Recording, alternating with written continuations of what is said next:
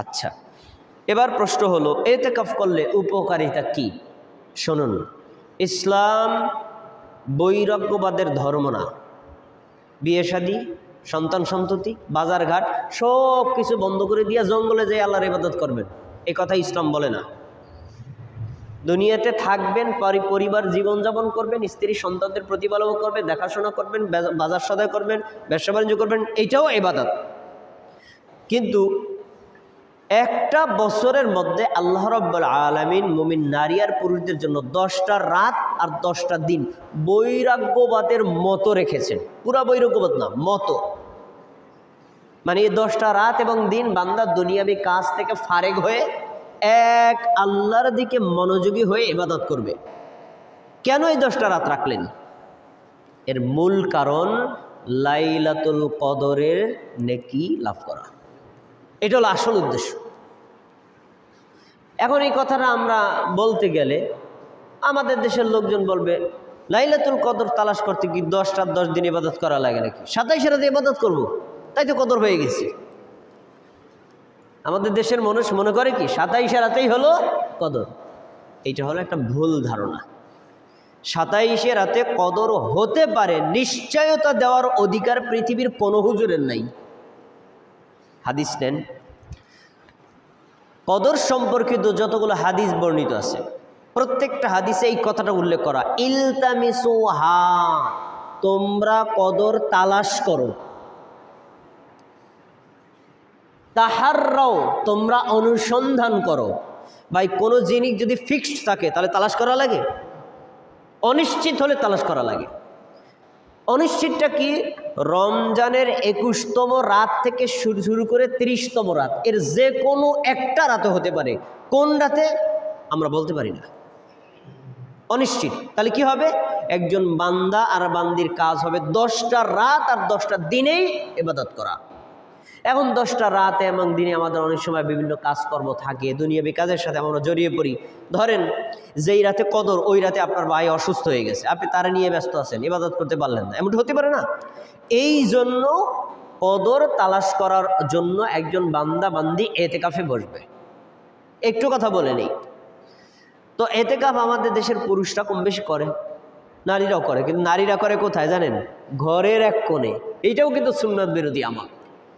এতেকাফের শর্ত হলো মিন মসজিদিন জামিঈ, জামে মসজিদ হতে হবে। যদি নারীও বসে তাহলে মসজিদের মধ্যে, আর পুরুষও বসে তাহলে মসজিদের মধ্যে। এবার তো আপনি আমার দিকে বড় চোখে তাকাইছেন, নারীরা মসজিদের মধ্যে কে দেখবো, কি বলবেন? আরে ভাই, এই সেন্সটা আসছে কেন জানেন? আমাদের মসজিদগুলোতে নারীদের জন্য কোনো ব্যবস্থা রাখা হয়নি, এই জন্য এই কথাটা আসছে। নারীদের জন্য যদি পর্দার সাথে মসজিদের একটা জায়গা আলাদা করে রাখা হয়, ওইখানে শুধু নারীরাই ঢুকবে, নারীরাই বের হবে, নারীদের জন্য অজুখানা, নারীদের জন্য পেশাবখানা, নারীদের জন্য যাবতীয় আলাদা সেপারেট, ওইখানে কোনো পুরুষ প্রবেশ করবে না। তাহলে একজন মা আর বোন যদি এতেকাফ করতে চায় ওই জায়গাতেই করবে। যদি পর্দার পরিবেশ না থাকে করবে না, এটা তো ফরজ কিছু না। কিন্তু ঘরের কোণে যদি কোনো মা বোন এতেকাফ করে, এতেকাফের নেকি পাওয়া যাবে না। আচ্ছা, এখন তো যেহেতু কদর তালাশ করতে বলা হয়েছে, দেখেন হাদিস, উবাদা ইবনে সামিত রাদিয়াল্লাহু আনহু বলেন, খরাজান নবী সাল্লাল্লাহু আলাইহি ওয়াসাল্লাম ইউখবিরানা বিলাইলাতিল কদর। রাসূল সাল্লাল্লাহু আলাইহি ওয়াসাল্লাম একদিন আমাদের কাছে বের হয়ে আসতেন, মানে তার কক্ষ থেকে মসজিদের মধ্যে আসতেন। আসার পরে তিনি আসছেন কেন? উপস্থিত মুসল্লি যারা আছে তাদেরকে জানাবেন কদর কবে, এই কদরের সংবাদ দেওয়ার জন্য। ফাতালাহা রাজুলানি মিনাল মুসলিমিন, মসজিদের মধ্যে 2 মুসল্লি ঝগড়া লাগাই দিয়েছে। সাহাবীদের মধ্যে আছে না, কথা বিতর্ক, একটু রাগারাগি হইতে পারে না, এমনটা হয়ে গেছে। এখন আল্লাহ নবী সাল্লাল্লাহু আলাইহি ওয়াসাল্লাম আগে কি কদরের সংবাদ দিবেন না তাদের ঝগড়া থামাবেন?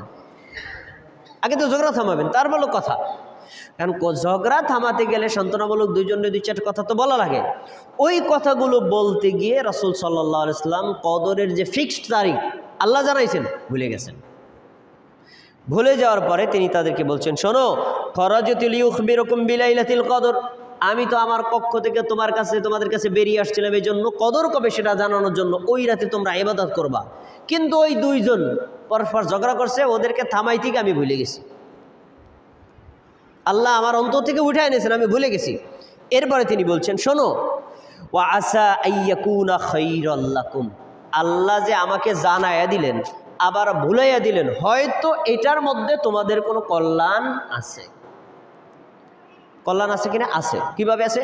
যদি আল্লাহ রাসূল সেদিন বলে দিতেন 27 রাত লাইলাতুল কদর, তাহলে সবাই শুধু রাত 27 রাতে ইবাদত করতো, অন্য কোনো রাতে করতো না। আর যেহেতু এটা অনিশ্চিত করে দিয়েছেন, এখন একজন বান্দা বান্দি কদর তালাশ করার জন্য 10 রাত ইবাদত করবে, 10 রাতের 1 রাতে কদর, বাকি 9 রাত অতিরিক্ত করলো, আল্লাহ কি 9 রাতের নেকি দিবে না? তাহলে বান্দার কল্যাণ হলো। এখন তিনি বলছেন, তাহলে আমি তোমাদের একটা পরামর্শ দিচ্ছি, এই যে শোনেন, ফালতামিসুহা ফিত্তাসিয়াতি ওয়াসসাবিয়াতি ওয়াল খামিসাতি, তোমরা কদর তালাশ করো 22তম রাতে, 24তম রাতে, 26তম রাতে। তা আমরা যে মনে করি বেজর রাতেই লাইলাতুল কদর, এই হাদিস তার ভুল প্রমাণ করে।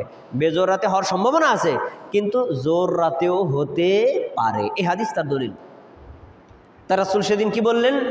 22তম রাতে তালাশ করো, 24তম রাতে তালাশ করো, 26তম রাতে তালাশ করে, এই তিনটার যে কোনো একটা রাতে হতে পারে।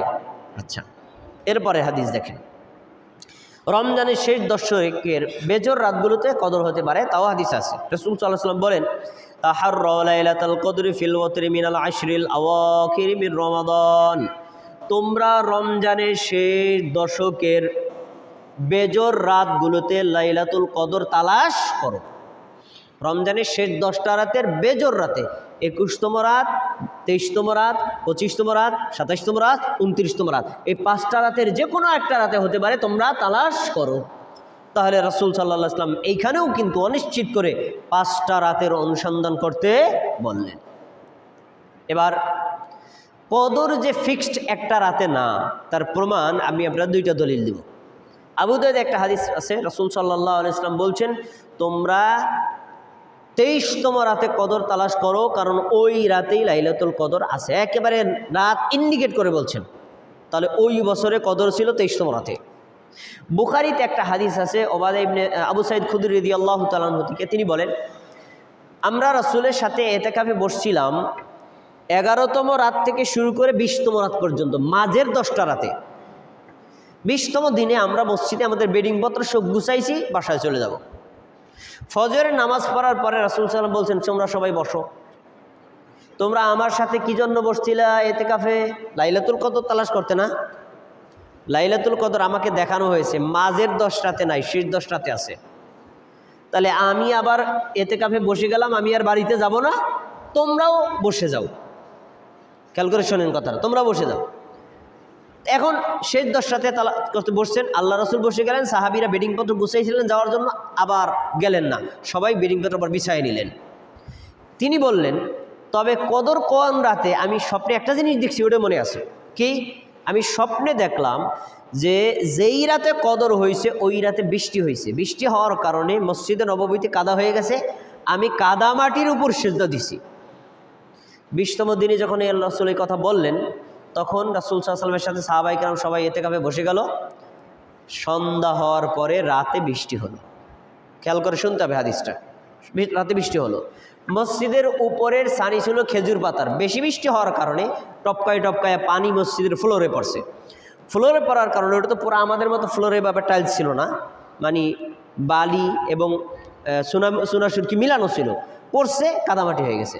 রাসূল সাল্লাল্লাহু আলাইহি ওয়াসাল্লাম ফজর সালাত আদায় করছেন, সেজদা দিচ্ছেন কাদামাটির উপরে, কপালে কাদামাটির দাগ। ফজর সালাত আদায় করে ঘুরছেন, আবু সাঈদ খুদরি বললেন, আল্লাহ রাসূল বলছিলেন আমি কাদামাটির উপর সেজদা দিলাম।